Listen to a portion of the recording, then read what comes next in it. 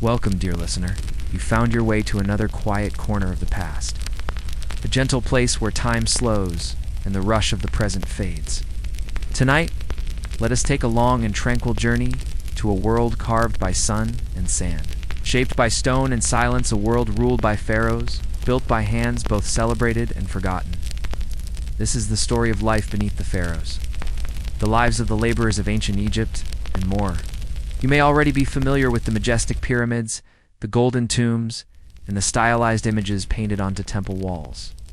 But tonight we won't linger in the grand halls of the elite. Instead, we will follow the dust-covered paths of those who worked in the shadows of greatness. We'll slip behind the stone blocks, beneath the layers of history, into the rhythms of ordinary life, of those who woke at dawn, not to rule, but to build, to dig, to serve, and to survive.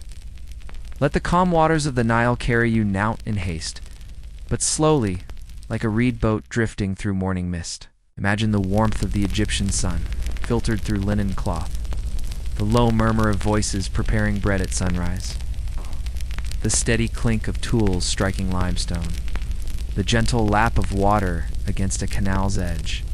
This is not the story of kings, but of hands worn and calloused, of quiet endurance, and of moments of rest stolen in the shadows of monuments. And as we move gently from one aspect of their lives to another, from the dawn routines of builders, to the homes they returned to, the food they ate, the gods they prayed to, and the dreams they may have dreamed, remember, you are only a quiet observer. You do not need to hold on to every fact or detail. Let the words flow like the river, washing over you, lulling you deeper into calm, into stillness, and perhaps into sleep. So now let us begin. Segment 1. The Rhythm of Labor. A day in the life of a pyramid builder. Imagine yourself standing just before dawn on the Giza Plateau more than 4,000 years ago. The air is dry and still, the world held in that suspended quiet just before the light. In the faint chill of early morning, hundreds of figures begin to stir. They rise from rows of simple sleeping quarters, rubbing sleep from their eyes, wrapping linen cloth around their waists, and reaching for their tools. These are not slaves, as was once widely believed. No chains clink in the silence. These are laborers, skilled workers, farmers hired during the inundation season, and craftsmen, all part of a rotating workforce sustained by the state. A simple meal awaits them, flatbread baked in communal ovens the evening before, perhaps dipped in beer thick with yeast, or eaten with a handful of dried figs. The beer is low in alcohol, high in nutrition, and easier to keep than water. It fills the belly, eases the start of the day, and binds the laborers together in their quiet routines. As the sky slowly brightens, the overseers arrive, their linen garments cleaner, more finely pleated. They carry writing boards made of wood or limestone sherds and record who has arrived, who is sick, who is missing. The system is orderly, surprisingly bureaucratic. Even absence is excused with note sickness, family matters, or religious observance. The Egyptian state was vast, yes, but not always cruel, like the Nile, on a rhythm as old as memory. With the first true light of morning, the work begins. At the base of the pyramid or in nearby quarries, stonecutters crouch beside blocks of limestone, their copper chisels tapping rhythmically. Others use dolerite pounders, heavy black stones harder than limestone, to wear away the rock face. The sound is constant and steady, like the ticking of a far-off clock. Da-da-da-da-da-da. There is no shouting, no chaos. Each man knows his task. They've done it hundreds of times before. Close your eyes and picture them moving together in practiced synchrony. Some shape blocks, others haul them using wooden sledges, ropes of twisted papyrus, and sheer determination. Workers throw water onto the sand in front of sleds to ease the friction. Clever trick preserved not only in archaeological theory, but in a simple painting found on the wall of a tomb. Breaks are woven into the day. A horn may signal a pause.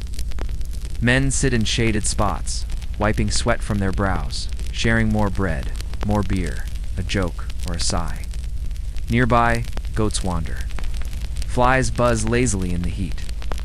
Time stretches out long and slow, like the golden sunlight pouring over the sand. Some days are harder than others. A broken tool, strained back, the heavy weight of monotony.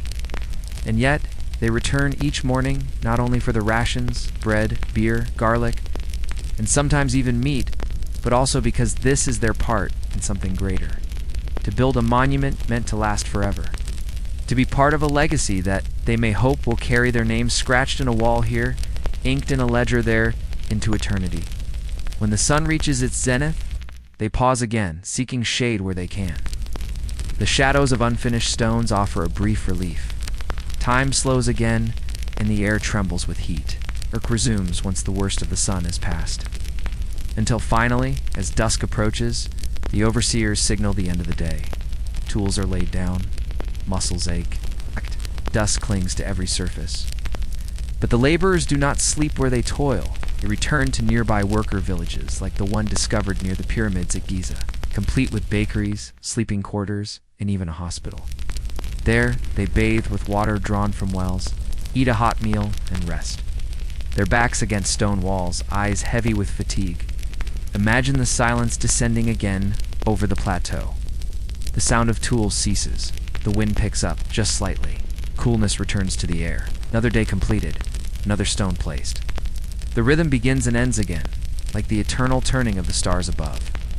You may not remember every stone or every hand, but know this: beneath the grandeur of Egypt's golden age was a steady pulse.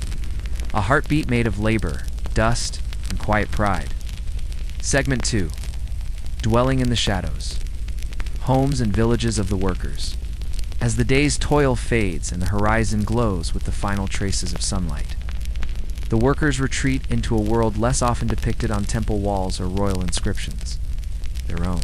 These were not palaces or opulent halls. No grand pillars or gilded ceilings waited for them at the end of the day.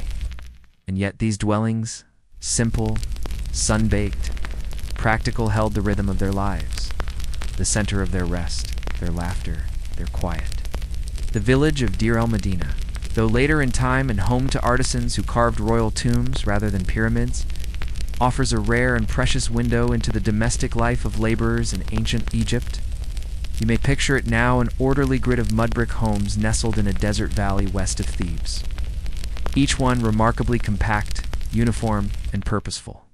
Walls were made from sun-dried brick, pale and rough to the touch, warm under the midday sun, cool at night. The homes were modest in size, rarely more than a few rooms. Often the first room served as a communal area, part kitchen, part workspace, part gathering place. There might be a low bench of mud brick along one wall, perhaps cushioned with linen cloth stuffed with straw. A niche in the wall might hold a clay oil lamp, casting a faint glow over the packed earth floor. The air smelled faintly of smoke and baked grain, with the occasional temps of fermenting beer or garlic hanging on the air. In one corner, you might find a small hearth or clay oven, where flatbreads were prepared. Dried lentils, onions, and chickpeas were stored in jars sealed with mud. Nearby, a heavy stone grinder sat on the floor, worn smooth by countless hands crushing barley and emmer wheat into coarse flour. The rhythm of daily life could be heard in the scraping of pestles, the gentle slosh of water being poured, the quiet lull of conversation drifting through narrow alleys. Some homes had small inner sanctuaries, a raised platform that served as a family shrine. Here, painted figurines of protective deities like Base or Toret watched over the household.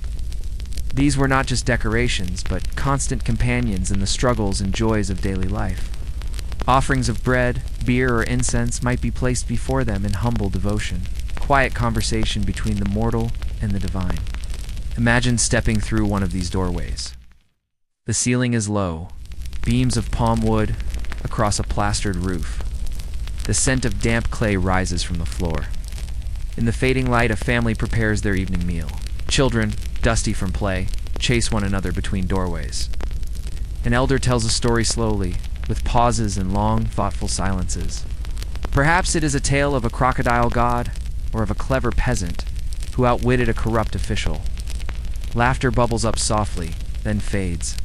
Outside, the lanes between houses are narrow, almost like corridors carved between walls of clay. Neighbors greet one another with familiar nods.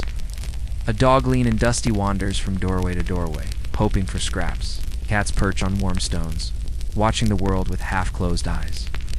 These animals, sacred and ordinary all at once, live intertwined with the people. They chase vermin, warm feet at night, and sometimes appear carved on walls or mentioned in passing in letters. In the worker villages, community was everything. Families lived close together, children often raised collectively by extended kin. Celebrations were communal, marked by music, clapping rhythms, the sound of lyres and sistrum's and. Even mourning was shared. News traveled quickly, voices passing messages from one wall to another, laughter and sorrow moving easily over the rooftops. Privacy, as we know it today, was a rare luxury. Yet the people found their own forms of solitude, perhaps. In the quiet of early morning before the ovens were lit, or in a whispered prayer beneath the stars. At night, when the wind picked up and the temperature dropped, they slept on mats of woven reeds or cloth, sometimes on rooftops under the open sky. The stars above the Nile shone cold and unblinking, just as they do now, and the constellations bore different names. Sopdet rose in the summer, heralding the flood, while Orion, known to them as So, watched over the underworld. And as the children drifted into dreams and the fires dimmed, there was a stillness that descended, a peace carved not from wealth or comfort, but from familiarity and endurance. In that stillness, surrounded by walls built by their own hands, the laborers rested. Their homes were not grand, but they were theirs. And in the rhythm of their daily return, these homes became sanctuaries, humble havens between the labor of one day and the demands of the next. So let us leave them now, curled in sleep, breathing quietly beneath mud-brick walls. The scent of last night's ashes still lingers, and the silence is full, not empty, but complete. As we move forward, deeper into their world, we'll step into their beliefs, their mysteries, and their many-layered understanding of life, death, and eternity. Segment 3. Stones and Stars, Temples, Tombs, and the Afterlife in a Worker's World. Let us now slip further into the minds and mysteries of these ancient laborers, not just what they built or how they lived, but what they believed. For in ancient Egypt, faith was not confined to temples or the tombs of kings.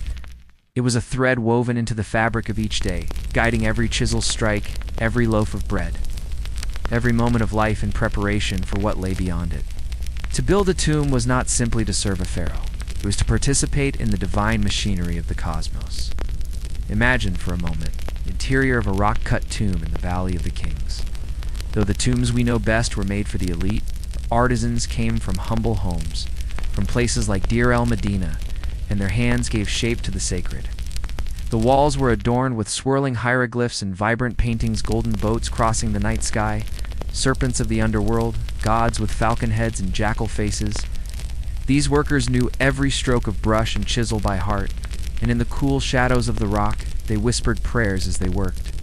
But these beliefs were not reserved for royalty alone. Common laborers, too, clung to the hope of eternity. They could not afford golden coffins or elaborately stocked tombs, but they carved into their modest lives a quiet theology.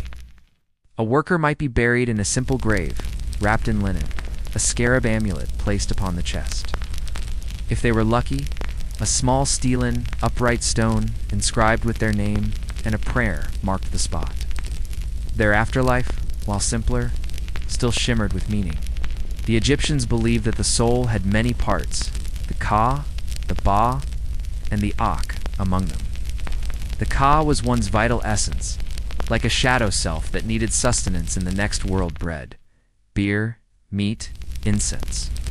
The Ba was more personal, a unique spirit that could roam the earth, even return home.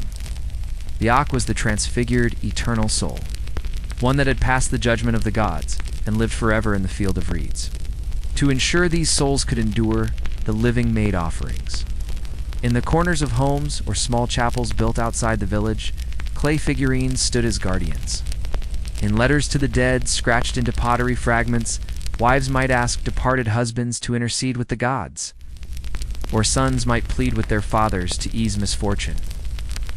These texts, often simple and direct, are haunting in their humanity. One reads, "Do not be angry with me. I have not wronged you. Speak on my behalf." Even dreams held weight. Egyptians saw dreams as windows to the divine, messages carried from the other world into the sleeper's mind. A strange dream might be interpreted by a village-wise woman or a priest. Remedies or amulets might be prescribed. A bad dream could be soothed with incense.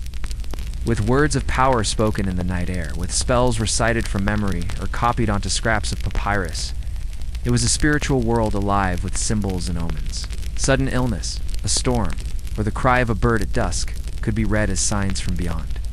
But this did not lead to fear. Necessarily more often, it led to ritual, to repetition, to trust in patterns that had persisted for millennia. By day, the laborer might chip away at a tomb wall bearing the story of Osiris's resurrection, or Anubis embalming a noble's form, or the sky goddess Nut arching over the earth. But by night, he might tell his child a story about the journey of Ra through the 12 hours of darkness. Pursued by the serpent Apophis, he might point at the stars and trace the paths of divine boats, whispering that just as the sun rose each morning, so too might the soul rise from death. And this belief lent purpose to their work. To shape a tomb was to sculpt eternity. To prepare a burial chamber was to participate in cosmic balance. Even the act of hauling stone, of preparing plaster, of mixing pigments, became sacred by proximity. The act of labor was transformed to not merely toil, but a kind of prayer made manifest in sweat and stone. In this world, death was not an end. It was a journey. And each offering left, each word spoken, each symbol painted or carved was a lantern lit along the path ahead. So let us linger for a while in this solemn hushta. Silence of tomb corridors, the flicker of torchlight against painted deities, the whisper of a brush against stone. And let us remember that even those who toiled in anonymity dreamed of life eternal. Just as we all hope, in our own way, to be remembered, to be seen, to belong. Segment 4. Bread, beer, and garlic. The everyday diet of Egypt's laboring class now. Let us step away from tombs and temples, and return to the humble rhythms of the living specifically. To the kitchens, courtyards, and marketplaces of ancient Egypt, where sustenance was prepared not with splendor, but with routine and care. For even the builders of the pyramids, the painters of tomb walls, and the diggers of canals had to eat, and their diet reveals much about their world. Picture, if you will, a laborer seated cross-legged in the dust outside his home at dusk. His skin is sun-darkened, his fingers rough with calluses, and in front of him lies a shallow dish of coarse bread, still warm from a communal oven. Steam curls upward, mingling with the evening air.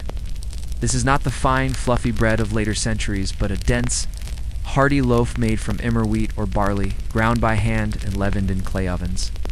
It is filled with fiber, seeds, sometimes grit, and occasionally the sand of careless milling. Hard on the teeth, perhaps, but rich in energy. Bread was the cornerstone of the Egyptian diets, so central, in fact, that it functioned not only as food, but as a form of currency. Workers were paid in rations of bread and beer, measured carefully by scribes and distributed from storehouses. These staples were more than mere nourishment. They were the means by which society moved. The beer they drank was not the frothy, bitter brew known today, but a thick, porridge-like drink. Often cloudy, slightly sour, and consumed daily. Made from partly baked loaves crumbled into water and left to ferment, it was rich in calories and nutrition. The laborers drank it in the morning, at midday, and again in the evening. It filled the belly, soothed the thirst, and dulled the edge of weariness after a day beneath the sun. Accompanying these two staples were simple additions: onions, garlic, lentils, and leeks. These ingredients were pungent and flavorful, prized not only for taste, but for supposed medicinal properties. Garlic, in particular, was considered vital for strength and endurance. Papyri from the time speak of workers being issued garlic to maintain their health and vigor. And some accounts suggest that when garlic rations were withheld, it caused unrest among the workforce. Vegetables were a seasonal affair. Cabbage, radishes, cucumbers, and lettuce might appear on occasion. Fruits, 2 dates, figs, sycamore fruit, and pomegranates were eaten fresh or dried in the sun and stored in large clay jars. Meat was less common among laborers. Occasionally dried fish or salted cuts of goat or fowl made an appearance, especially during festivals. Eggs, too, were consumed when available, gathered from birds kept at home or in the fields. Meals were prepared in open courtyards or under makeshift shelters outside the main house. There were no chimneys or sophisticated kitchens. Clay pots were balanced on stone supports, fires kindled beneath them. The aroma of stewing lentils, roasting onions, and baking bread filled the air, mingling with the ever-present dust and warmth of the desert. Eating was often a communal activity. Families and neighbors gathered around simple pottery dishes, dipping bread into stews, sharing beer from jars. Utensils where rare hands did most of the work. The act of eating was quiet, practical, and rooted in repetition. There was little ceremony, but much shared routine. Even in the world of the dead, food held importance.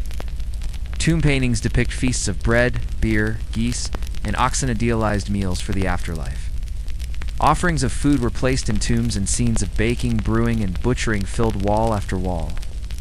To feed the dead was to honor them, and to ensure their journey continued in comfort. But for the living, food was a daily necessity, carved from toil. It was shaped by the land and its cycles, the flooding of the Nile, the growth of the fields, the harvest, and the grind. A good year meant full bellies and restful nights.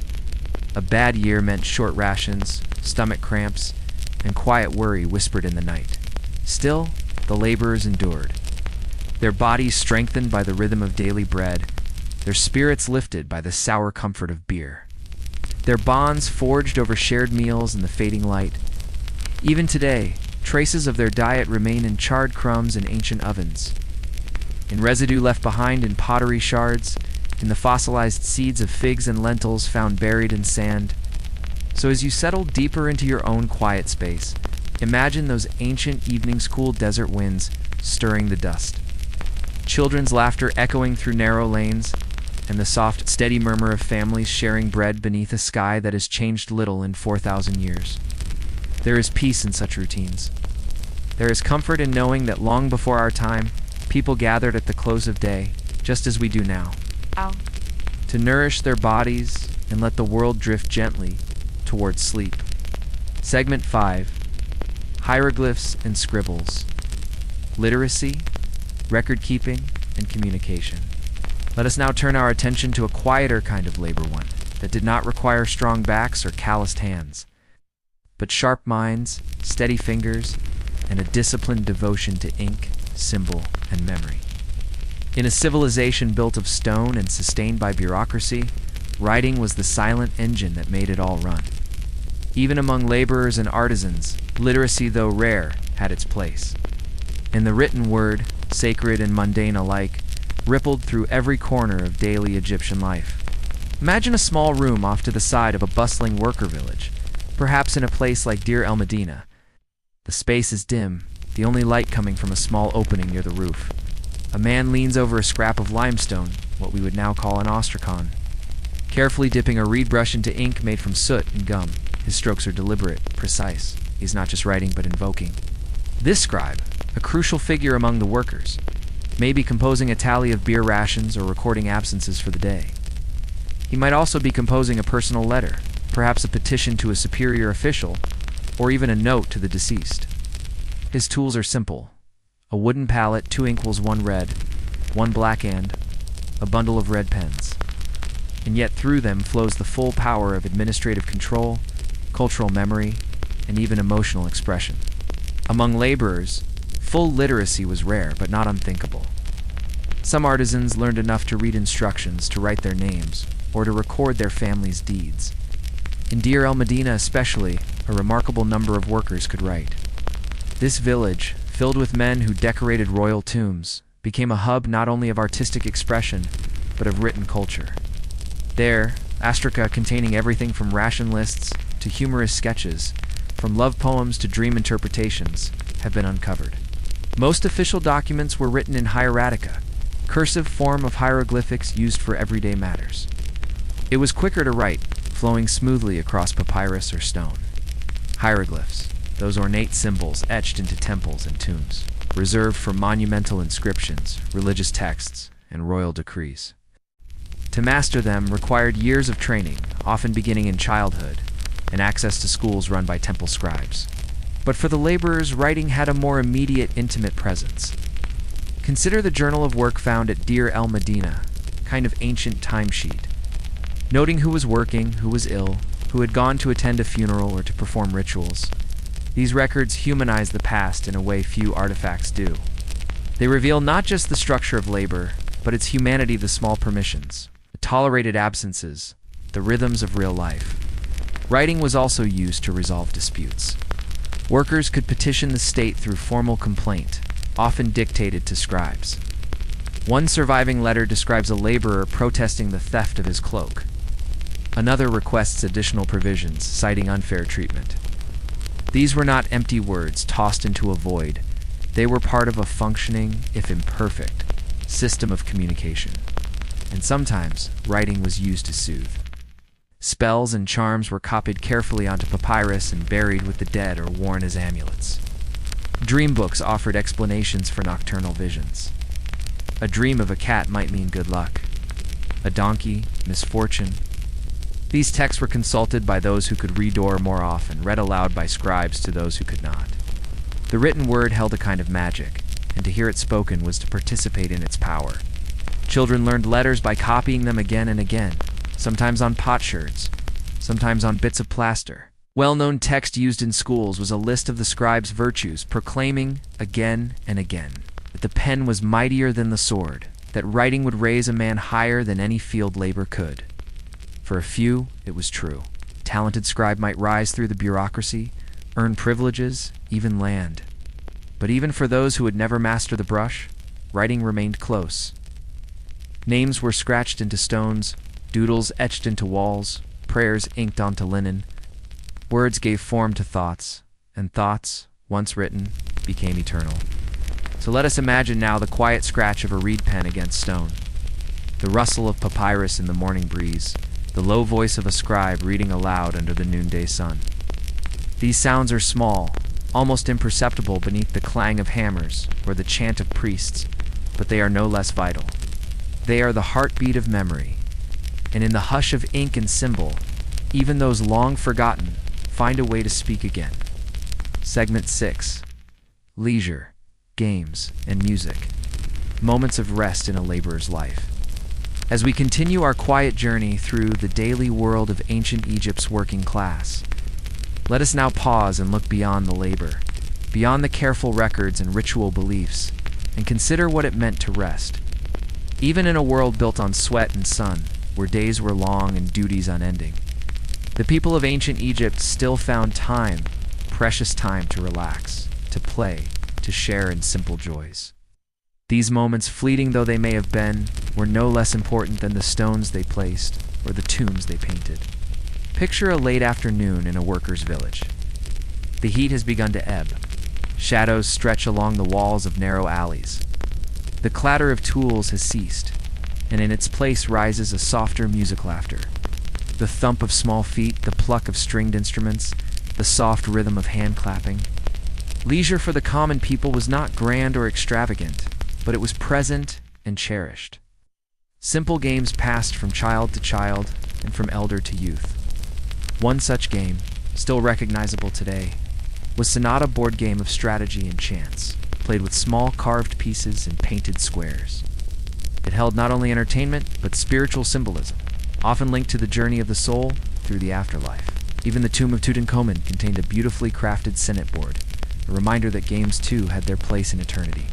But for the laborers, a Senate board might be roughly drawn in the dirt or carved onto a stone surface smoothed by years of use. Pebbles or scraps of pottery stood in for ornate pieces. Players huddled around, throwing marked sticks or knuckle bones to determine movement. Debating rules in hushed voices, their focus momentarily distant from the burdens of life. Children, of course, made their own joy. They fashioned dolls from clay and straw, created animal figures from mud, and played tag through winding lanes. Some toys have been found in the ruins of ancient homes' miniature spinning tops. Carved animals on wheels, even wooden pole toys with moving parts. Though their materials were humble, the imagination that brought them to life was boundless. Music, too, was an ever-present thread in the fabric of leisure. In homes, at festivals, and during communal gatherings, Egyptians made music with flutes, harps, lyres, and simple drums.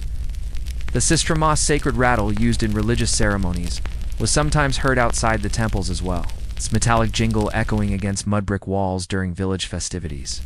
Imagine a small group gathered under a canopy of woven reeds in the cool of evening.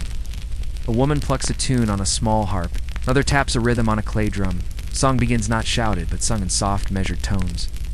The words are simple, perhaps a hymn or love song or a tale, passed down through generations. Children sit cross-legged, heads resting on parents' shoulders. Elders nod slowly with the beat. Time stretches and softens. Festivals offered a more structured kind of celebration. Even laborers were permitted, sometimes encouraged, to participate in state or temple festivities. These might coincide with agricultural cycles, the flooding of the Nile, the harvest, or religious observances in honor of gods like Hathor, Bastet, or Amun. On such days, the village would transform. Offerings were made, beer flowed more freely, and laughter rang louder than usual. There was dancing, food, song-shared pleasures beneath banners of palm and linen, and in quieter moments, rest came in other forms. Storytelling, for instance, was a cherished form of both entertainment and education. Around low fires, elders spun tales of gods and monsters, trickster animals, and noble heroes. These were not merely fables, but carriers of memory and values, reminders of resilience, wit, of the dangers of pride and the rewards of patience. Sometimes a family might climb to the roof of their home as dusk settled, lying on mats beneath the open sky. The stars overhead gleamed cold and timeless. Parents whispered softly, pointing out constellations, perhaps Sopdet rising in the east, signaling the coming flood. The quiet here was not empty, but rich, filled with breathing, with thought, with presence. In all these ways, the workers of ancient Egypt, though burdened with hard labor, carved out spaces for joy. Their leisure was not idle luxury, but a vital form of restoration. It allowed them to return each day to their labor with renewed spirit. And so, as you settle into your own rest weather, on a soft mattress, or in a quiet roomlet, your thoughts drift for a moment to those far-off evenings, those rooftop stargazings, those simple songs and games. The rhythm of their lives, so far removed, still echoes gently into our own. In the spaces between work and duty, they found meaning and perhaps a small taste of the eternal. Segment 7. Under watchful eyes, authority, oversight, and discipline. As we continue our journey through the quiet lives of Egypt's ancient laborers, we must now turn toward the structures that shaped their days, not only homes and tools, but the people and systems that monitored their time, directed their efforts, and recorded their conduct. For in a world so deeply reliant on coordination, order, and state-sponsored labor, oversight was ever present. And while the rhythm of life was often predictable and even gentle, the hand of authority was never far from sight. Imagine, in the early morning light, a tall man approaching a cluster of workers with a tablet tucked beneath his arm and a reed brush at the ready. His linen robe is cleaner than most. His face is neither cruel nor warm, but observant. This is a scribe overseer, a low-ranking official responsible not for building or hauling stone, but for keeping records: who is present, who is absent, what rations have been distributed, which supplies are running low. Every large labor project had layers of hierarchy. The top stood royal architects and priests, then a chain of overseers, scribes, foremen, and team leaders. The workers were divided into teams, often colorfully named gangs, who worked in shifts. Their movements were noted daily, sometimes even hourly, in a system astonishingly complex for its time. A missed day might be forgiven if accompanied by a plausible excuse. Attending a funeral, sick with stomach, wife giving birth. These records, scratched into limestone shards or inked onto papyrus, still survive. But oversight wasn't purely administrative.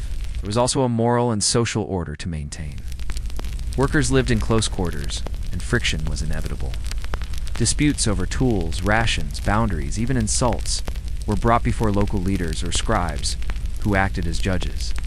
A man might complain that his neighbor stole grain, or that someone damaged a cooking pot. These cases were settled not by emotion, but by procedure. Witnesses were called, statements were recorded. Justice was slow, but not absent. Punishments, when necessary, were generally symbolic or corrective. A reprimand, a reduction in rations. In some cases, more severe physical punishments were carried out, especially if the infraction involved theft or assault. but the system also had a remarkable level of tolerance. The written records show not cruelty, but negotiation.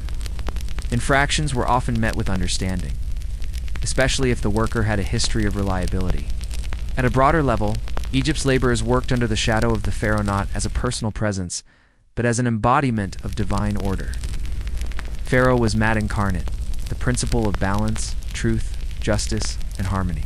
To work for the pharaoh, especially on temple or tomb projects, was to participate in cosmic stability. Even if they never saw the ruler in person, the workers felt his influence through state priests, officials, and the rituals that governed every project. The idea of divine order trickled down into expectations for behavior. A man who disturbed the peace, who lied or stole or failed in his duties, was not merely disrupting society, he was disrupting the universe's balance. And yet humanity prevailed. The records are filled with human details, scribes complaining of toothaches, foremen falling ill, workers taking multiple days off to care for ailing family. These were not numbers on a ledger. They were people, with all the frailties and contradictions that endure even now. Still, not all tensions were small. One of the most famous moments in Egyptian labor history is the documented workers' strike. At Deir el-Medina, during the reign of Ramesses III, the artisans, having gone unpaid for over 2 weeks, put down their tools and marched to the local temple, demanding their rations. This was not an act of rebellion, but of assertion, a plea for fairness within a system that promised order. Remarkably, the officials listened. The rations resumed. No violence ensued. The work continued. This event, rare as it is, reminds us that even in the world's first great civilization, workers knew their worth. They could be patient, but not indefinitely. They believed in order, but not blind obedience. And the state, for its part, recognized the importance of balance, not only in architecture and religion, but in human affairs. So imagine now, at the end of a long day, a foreman placing his records into a wooden box, checking off the final entry, and nodding in quiet satisfaction. Around him, the workers return to their homes. Some grumble, some are silent, but all know where they stand. The presence of authority is not oppressive, is woven into the fabric of life, like the lines drawn in the sand each morning, smoothed away each night. There is comfort in order, even when it is imperfect, done. And for those who labored beneath the sun, it was often enough to know that someone was watching, that their efforts were seen, counted, and remembered. Segment 8. Women in the shadows and the light. Roles, labor, and quiet influence. As we continue drifting deeper into the lives that built the bones of ancient Egypt, let us now turn our gaze to those often unrecorded, yet ever present the women who moved quietly through homes, who shaped the rhythms of domestic life, who bore and raised the next generation, and who in their own ways labored no less than the men who built pyramids or carved gods into stone. In the dusty lanes of a worker's village, amid the clatter of tools and the rising steam of cooking fires, women were everywhere, though history so rarely names them. Ground the grain, brewed the beer, raised the children, spun the thread, and tended to the sick. In homes like those at Deir el-Medina, it was often women who sustained the core of daily life. Their labor, though unpaid in rations, was essential and relentless. And though often overlooked in the written records, its echo lingers still in every floor sweep and every warm loaf. The day began early for them, perhaps even before the men left for the quarries or tombs. The first task was often bread-making, a ritual of survival passed down through generations. Grain had to be ground by hand using heavy querns, the stone slowly worn smooth by years of repetitive motion. The rhythm of grindings, low, steady, circular, could go on for hours. Children might assist, learning the gestures long before they understood their purpose. The resulting flour was then kneaded into dough, shaped, and pressed into clay ovens heated by charcoal or dried brush. Next came the brewing of beer. The loaves were crumbled into vats of water, fermented with wild yeast, stirred with hands and wooden paddles. The smell of brewing beer, sour and earthy, was a near-constant presence in worker villages. It filled the air, soaked into the walls, became a part of the landscape. It was a smell of labor, but also of continuity. But women's roles extended well beyond food preparation. They also managed the household's finances, especially the use and distribution of goods. In a society where barter and exchange were common, Women often oversaw the trade of food, cloth, or pottery for items they lacked. They handled the logistics of feast days, the care of elderly relatives, and the instruction of children. Their authority within the home was quiet but pervasive. Women could own property, inherit wealth, and even initiate divorce, a legal right rarely granted in the ancient world. A wife could return to her family with her own goods, and custody of children was often shared or flexible. These were not rights born of modern notions of equality, but of practical necessity in a world where every contribution mattered. And while the official records speak mostly of male laborers, women did participate in more direct economic roles as well.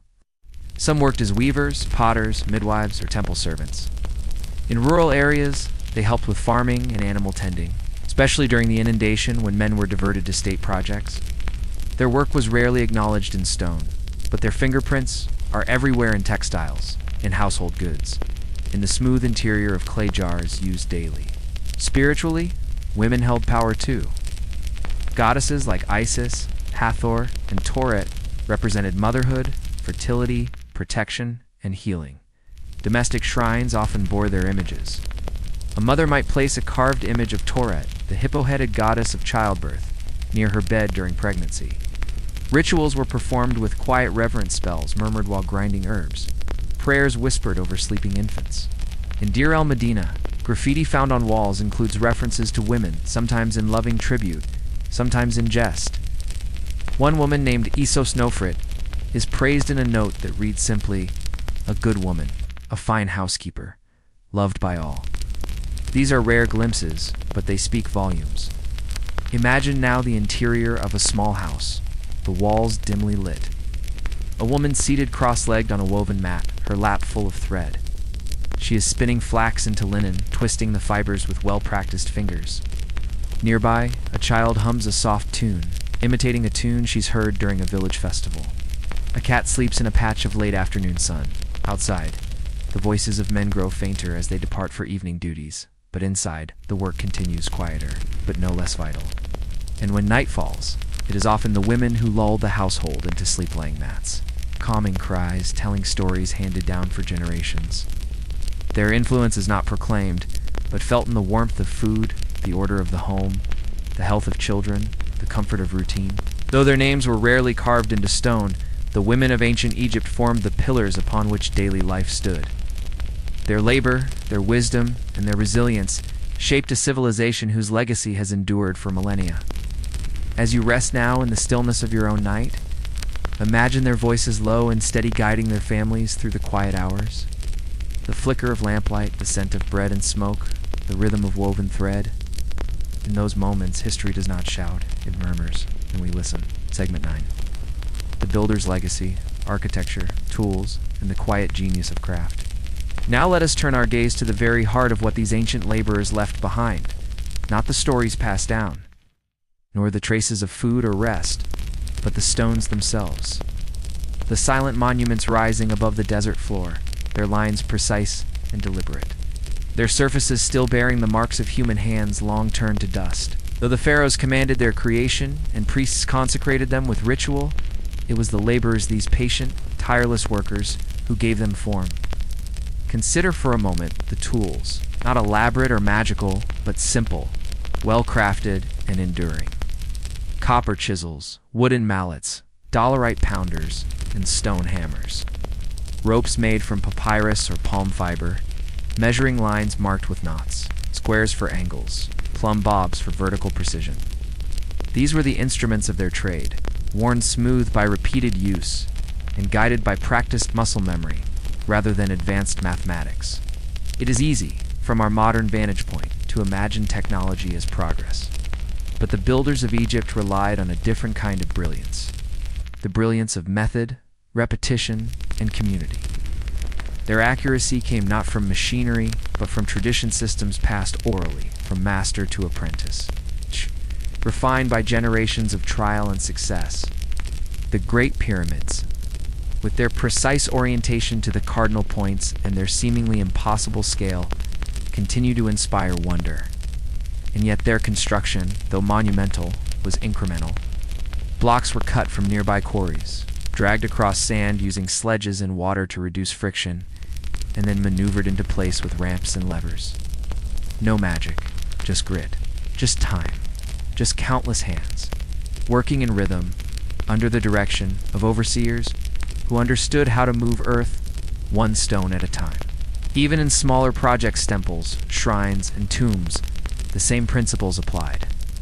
Builders had no blueprints, but they had marks etched in plaster, guiding lines scratched into stone and memory.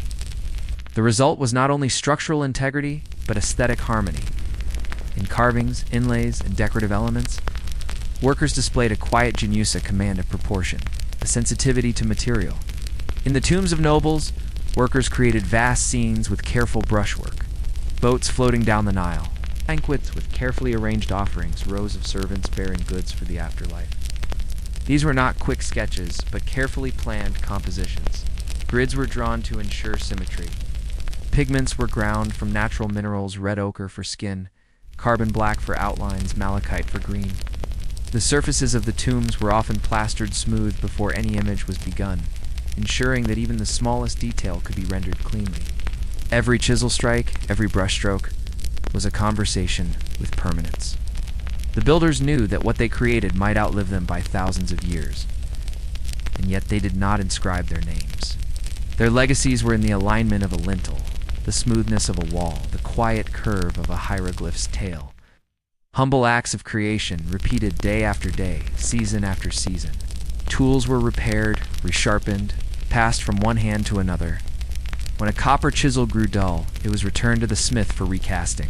The cycle was unbroken.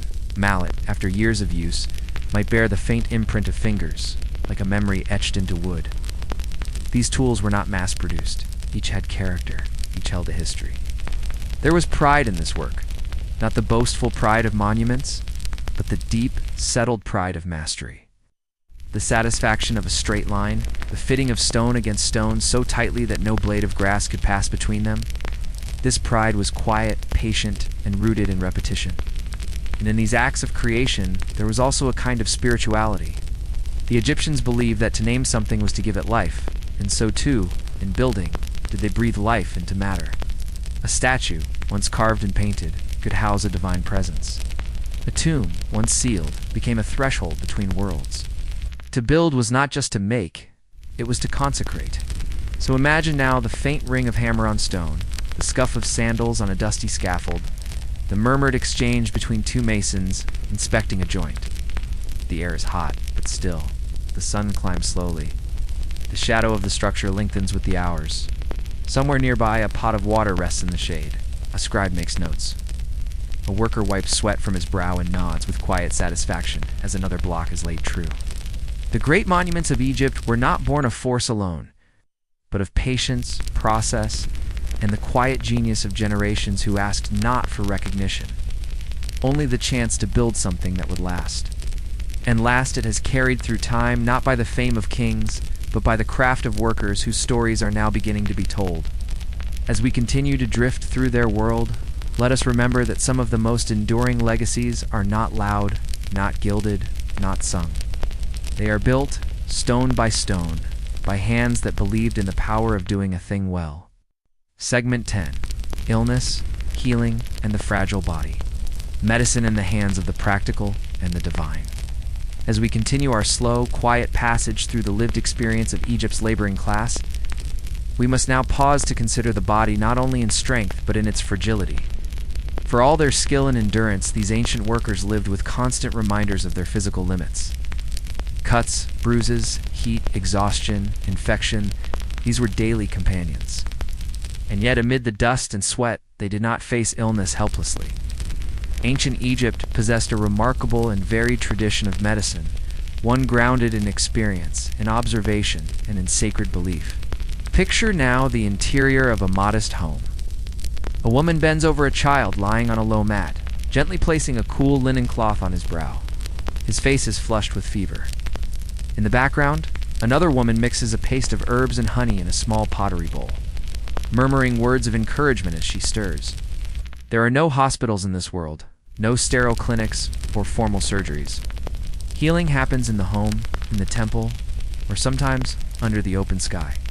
Egyptian medicine was a blend of science and spirituality. Positions called swan could be attached to temples, royal households, or, occasionally, state labor projects. But in worker villages, healing was most often a family affair, supported by knowledge passed down through generations and aided by whatever remedies could be gathered or traded. Their understanding of the human body was both practical and symbolic. They knew to clean wounds with honey, which acted as a natural antiseptic. They used moldy bread, likely containing penicillin-like agents, to treat infections. Laxatives made from castor oil or figs relieved stomach trouble. Poultices of garlic and onions reduced swelling. They believed the heart was the seat of thought and feeling, and that channels throughout the body could become blocked, requiring balancing through purges or incantations. Scrolls, like the Eber's Papyrus and the Edwin Smith Papyrus, written by scribes and healers, recorded hundreds of remedies, diagnoses, and surgical procedures. Though these texts were not written by or for common laborers, they reflect a shared cultural understanding that illness could be fought with both craft and prayer. But where observation ended, belief began.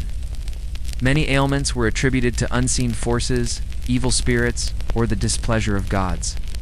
In such cases, magical spells were employed. Ow. A healer might recite a prayer to Sekhmet, the lion-headed goddess of disease and cure, or invoke Isis to soothe a fevered child. Amulets were worn to ward off illness scarabs, eyes of Horus, or figurines of protective deities. These were not trinkets, but spiritual shields carried with quiet hope. Temple complexes, especially those dedicated to healing gods like Imhotep, served as centers for spiritual medicine. Pilgrims would visit to sleep in sacred spaces and receive dreams sent by the gods, interpreted by priests. But most workers could not make such journeys. Instead, they turned to the wise women of the village, or the most experienced mother or grandmother, whose knowledge, while undocumented, was trusted and time-tested. Even the act of rest was ritualized. Sickness was not just physical, it was social. A man too ill to work was excused by a foreman, noted by a scribe, and allowed time to recover. Compassion was not absent. The work was hard, but the system allowed for frailty. Death, when it came, was mourned with sincerity, though without excess. Life went on. The village absorbed loss with practiced grace. Burial customs, even for the poor, reflected a deep respect for the body. A simple grave might be dug in dry sand, the deceased wrapped in linen, a small offering placed nearby, a jar of beer, a loaf of bread, a flower. This was not extravagance, but devotion, a farewell. And through it all, there was continuity, sense that the body, though vulnerable, was part of a cycle. To live, to weaken, to rest, to die, and to continue on in another form. The afterlife was not feared, but anticipated. The fragility of the body was matched by a resilience of spirit. So as you breathe slowly now, perhaps reclining in your own bed, feeling the steady rhythm of your own heart, imagine that ancient world where illness came without warning, but not without response, where healing was communal, tender, and laced with faith. The cool cloth, the herbal brew, the whispered prayer, they formed a chain of care stretching across time. The workers of Egypt may not have known our science, but they knew pain, they knew comfort. They knew what it meant to sit beside someone who suffered, to offer what little they had, to believe in something larger than the ache.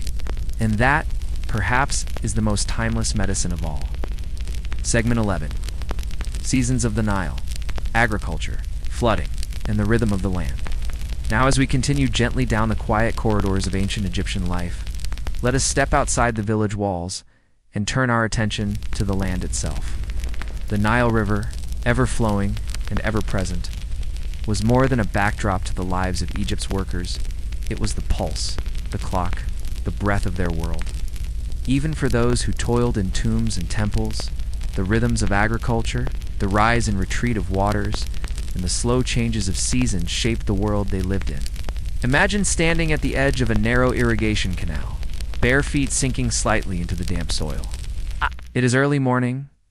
The sun has not yet burned off the mist rising from the fields. A man walks along the canal's edge, inspecting the channels, checking the flow.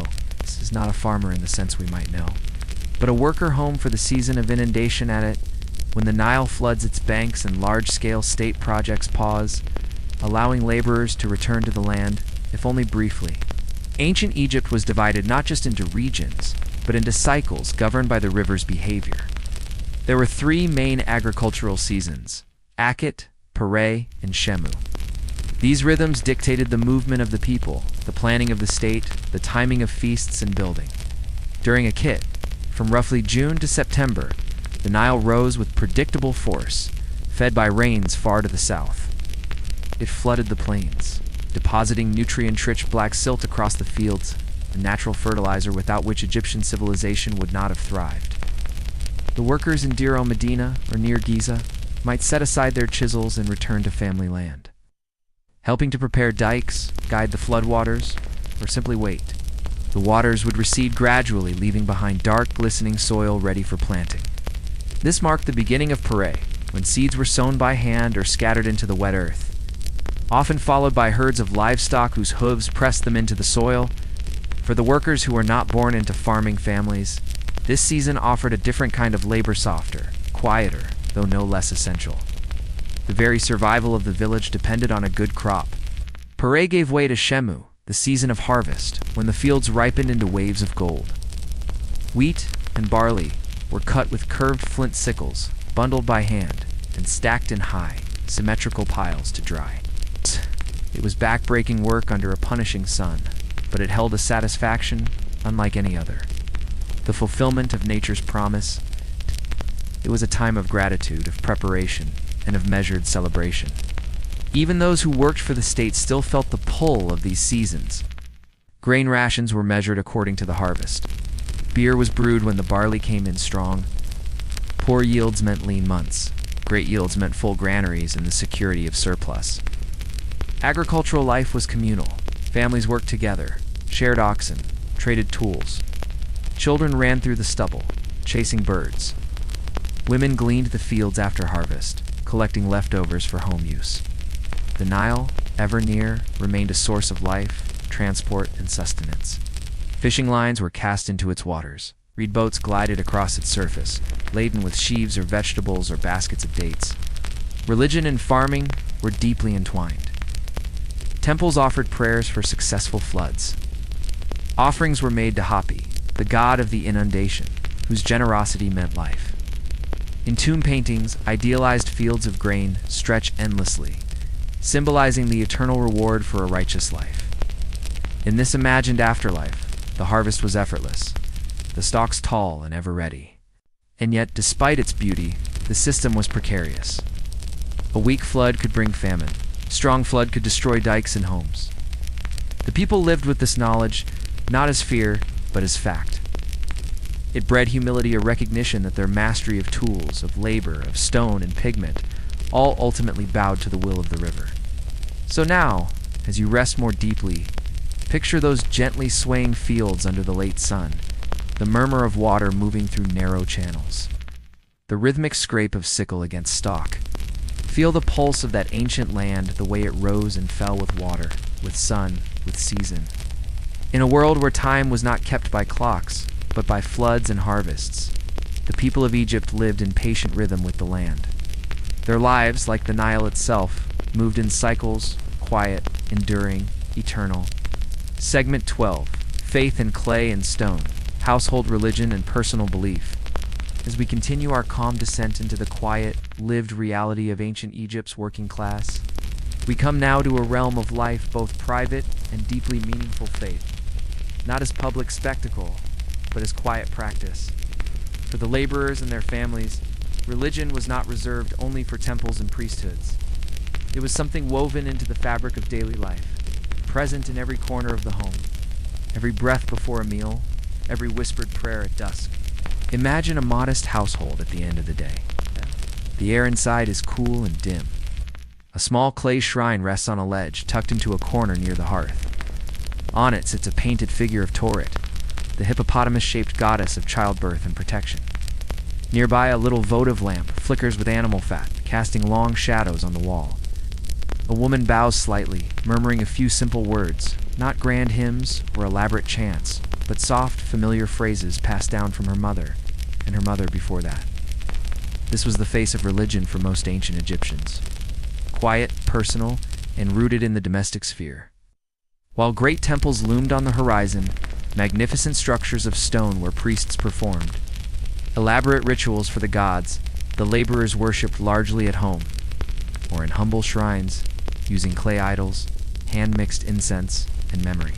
Deities were not distant abstractions, but tangible presences. Base, the squat, lion-faced god of music and merriment, was painted on walls and carved into furniture. He protected against evil spirits and brought laughter to the household. Isis, mother of Horus, was invoked for healing and comfort. Hathor brought joy, fertility, and love. These gods were companions more than rulers, honored with offerings of bread, beer, flowers, and the occasional whispered story. Offerings were modest: a sprig of myrrh, a drop of oil, a folded scrap of linen. Sometimes children were taught to leave small pebbles or fruit at the base of a statue, learning early the rhythm of giving thanks and asking for favor. On festival days, families would visit nearby temples or simply offer more elaborate meals at home. These days were marked not with loud processions, but with a sense of gentle reverence. Amulets were common and deeply personal. A blue faience scarab hung on a twine cord might protect against illness. A tiny figurine of the Eye of Horus might be sewn into a child's garment for luck. These items were not fashion, they were faith worn quietly. Their power was not in spectacle, but in presence. Dreams, too, held meaning. A strange vision at night might prompt a visit to a village-wise woman or part-time dream interpreter. Certain animals, shapes, or actions in dreams were thought to reveal the favor or displeasure of the gods. A falcon in flight might signal divine attention. A broken pot could be a warning. Even in their sleep, Egyptians looked for patterns, meanings, messages from beyond. In Deir el-Medina, the level of religious practice among workers was remarkably rich. They built their own small chapels, dedicated to Hathor or Ammon, painted walls with sacred imagery, and buried their dead with simple but deeply symbolic offerings. One chapel, excavated carefully by archaeologists, revealed not just religious iconography, but layers of soot from years of candle use quiet, evidence of long repeated devotion. Children learned the names of gods as easily as they learned the names of relatives. Festivals were eagerly anticipated, not only for the food and song, but for their spiritual warmth. Religion was not a burden, nor formality, it was comfort, structure, explanation. In a world where death was never far, and work often harsh, the belief in an afterlife of peace and plenty provided reassurance. Even the most mundane acts could be spiritual. A man might trace a symbol into the dust before beginning a new task. A woman might sing a hymn while preparing bread. These were not chores separated from belief, they were infused with it. And so, as you lie here now, letting your breath slow and your thoughts drift, consider those quiet homes, long gone. Picture the flickering light of an oil lamp against a mud brick wall, small child, freshly bathed, placing a flower at a tiny altar, a mother whispering a blessing, a father, calloused hands folded in prayer for safe labor tomorrow. In those moments, soft, fleeting, sincere, the ancient Egyptians reached across the threshold between the human and the divine, not with noise or fear, but with familiarity, with clay and cloth and light, and in doing so they carried something timeless, the knowledge that faith, when it is lived rather than proclaimed, becomes not a grand performance, but a rhythm of peace. Segment 13. Death and Burial. Final rest for the forgotten builders. As our quiet journey through ancient Egypt's daily life draws us deeper still, into its most personal corners, we come now to a truth that shaped all others: death. For the laborers and villagers who shaped the land of the Pharaohs, death was not a rupture, but a passage. It was not feared as an ending, but prepared for tenderly, thoughtfully, and with deep respect. Even those whose names were never carved into stone believed they would one day walk into the western horizon, where life began again. Imagine the late afternoon sun casting long shadows over the edge of the desert, where the village gives way to the necropolis, the city of the dead. There, beyond the last house, is a small cluster of graves, each one marked not by grandeur, but by memory. Simple pits lined with stones, some wrapped in linen. Few have steles, small upright slabs with painted images and brief inscriptions. Most do not. For the laborers and artisans, burials were modest affairs. The materials were humble, but the symbolism was rich. A loved one would be wrapped in layers of cloths, sometimes new, often reused, accompanied by personal items. A scarab amulet, a comb, perhaps a bit of food or a jug of water. These were not riches, but essentials. Provisions for the journey beyond. Each object was chosen with care. In some cases, the community contributed. In Deir el-Medina, for instance, fellow workers often helped dig graves, carve small statues, or paint coffins for a colleague. There was a quiet solidarity in death, even if a man had spent his life shaping tombs for the elite. His own resting place might be prepared with just as much sincerity by those who had known him. The ancient Egyptians believed in a complex afterlife, a place known as the Field of Reeds. It was envisioned as a perfect version of their world. Lush fields, clear canals, shade trees, and plentiful food, but entry was not guaranteed. It required purity, righteousness, and the correct rites. Most importantly, it required remembrance. Funeral rites were therefore not only for mourning, but for preservation. Prayers were recited, spells spoken aloud, often versions of those found in the Book of the Dead, a collection of incantations to guide the soul through perilous realms. If a family could not afford a written scroll, they might rely on memory. The right words spoken clearly could protect a soul from forgetting its name, from losing its heart, from wandering. One of the most tender images from this time is that of a small statue known as a shabti.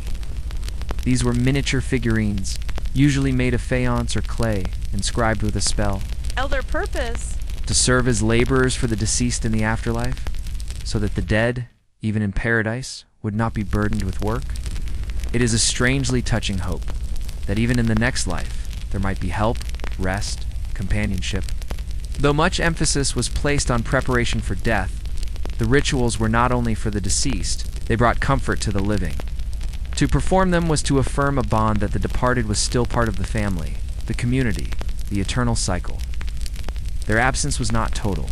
Their presence lingered in memory, in dreams, in the things they built and left behind. Sometimes the tombs of workers were decorated not with grandeur, but with care.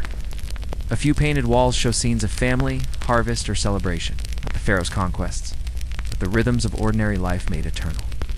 In these tombs, we see not just beliefs, but hopes. That peace awaited, a joy would return. The labor of this life would yield rest in the next. And when time passed years, then centuries, the desert slowly reclaimed many of these graves. Winds wore down inscriptions. Bones turned to dust. But even now, archaeologists unearth traces. A worn amulet, a painted coffin fragment, a shard of pottery with a name. For a moment, the long dead are remembered again. So now, as your breathing slows and your thoughts grow soft, think of those workers who spent their days carving eternity for kings, and their nights dreaming of their own gentle rest. Think of the woman laying flowers at a modest grave, of the child tracing their father's name into dry earth, of a quiet voice saying the words that must be said, not because anyone was watching, but because it was right. To die was to return to the gods, to reunite with ancestors, to walk forever in a land of calm waters and golden grain. And for those who believed with all their hearts, even the simplest funeral was a passage to something more. Segment 14. Contrasts in Stone. The lives of elites through the eyes of the laborers. As we near the end of our gentle journey through the world of Egypt's forgotten builders, it is fitting to pause and gaze across the social divide. For while most of the population lived in humble mud-brick homes, worked with their hands, and worshipped in small, soot-darkened shrines, a different life played out behind high walls and polished thresholds. To the laborers, these other lives, the lives of the priests, scribes, nobles, and royalty must have seemed both distant and ever-present, like the sun. Impossible to reach, yet always overhead. Imagine a young laborer delivering stone to a noble's villa on the edge of a city. The path winds past shade gardens, pools filled with lotus, and walls painted in bright mineral hues. The scent of sweet resin burns on the air. Servant opens a gate without meeting his eyes. Inside, someone is playing a harp. And for a moment, the laborer stands still, not out of awe, but from a quiet awareness that this is not his world. The elite of ancient Egypt lived lives shaped by surplus of food, time, and power. They did not rise with the sun to mix mortar or dig irrigation trenches. Their days were slower, filled with ceremony, conversation, and the management of estates. Their clothing was finer, their homes cleaner, their deaths better funded, and yet they relied entirely on the labor of others to maintain that stillness. Homes of the upper class were often large, multi-roomed villas with high ceilings and cool courtyards. Walls were plastered and painted, floors swept daily.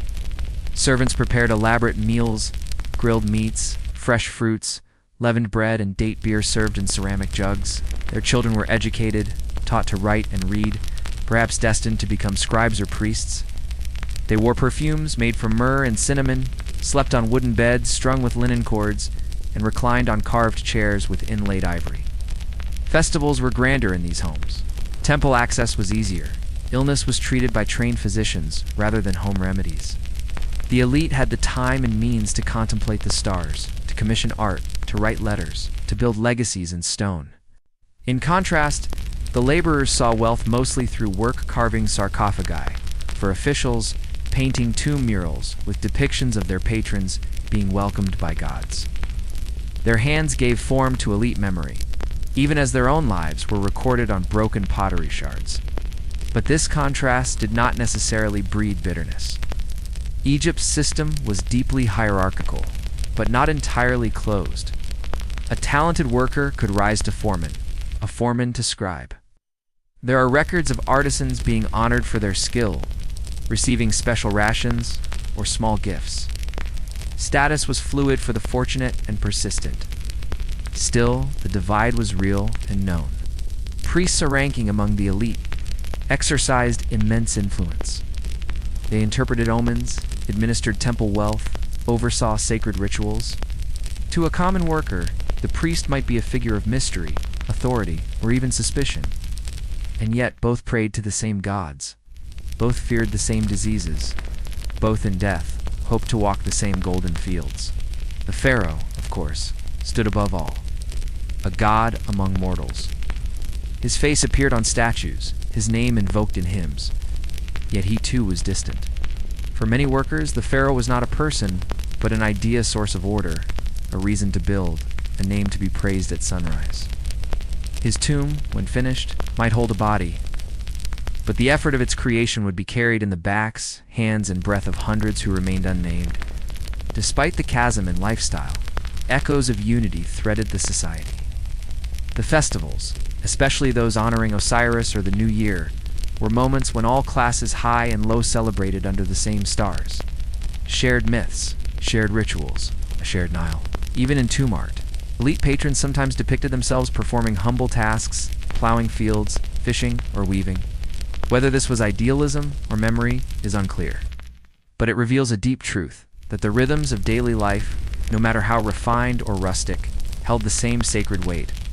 So now, as you lie still and quiet, picture two homes at dusk one simple, one grand.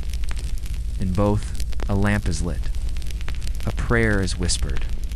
A child is held. The stars appear above both roofs. And though the hands that shaped their days were not equally honored, the dreams behind them were not so different. In the soft contrast between wealth and work, between stone and straw, we see not just separation, but a civilization striving its class in its own way to endure, to belong, and to be remembered. Segment 15. Echoes in the dust. Memory, legacy, and the whisper of forgotten lives. As our slow, meditative journey through ancient Egypt's laboring world draws gently to a close, we pause now not at a building site, nor in a shrine, nor beside a quiet grave, but in the open space between memory and forgetting. Here, in the hush beyond history books and stone inscriptions, we try to listen for those who left no grand monuments, no scrolls, no legacy written in ink, but whose hands quite literally shaped civilization. When we think of Egypt, we think of permanence of pyramids, of hieroglyphs, of mummies bound in linen that defy time itself. But the builders of those things, the men and women who lifted the blocks, smoothed the plaster, mixed the paint, and buried the dead, were never meant to be remembered by name. Their work was remembered, their presence implied. But their individual lives, for the most part, dissolved back into the sand. And yet, traces remain. A scribe's note complaining of a sore back. A doodle etched into a wall, an idle drawing of a cat, perhaps, or a figure dancing. A fragment of a love letter, a list of rations delivered to a sick worker's wife. These small voices, scattered like pottery shards, whisper across thousands of years to remind us that these people were not just laborers, but humans. Tired, proud, hopeful, frustrated, funny. We see, for instance, in Deir al-Medina, the delicate balance between order and life. The village was well organized and the work structured, but the people within it were still full of spirit. They joked about their superiors. They stole moments of music and celebration. They argued with neighbors and asked the gods for good dreams. One worker wrote, "I sit here idle with nothing to do, on a day he should have been laboring." It is an oddly comforting complaint, familiar in its timelessness. For them, the idea of remembrance was central.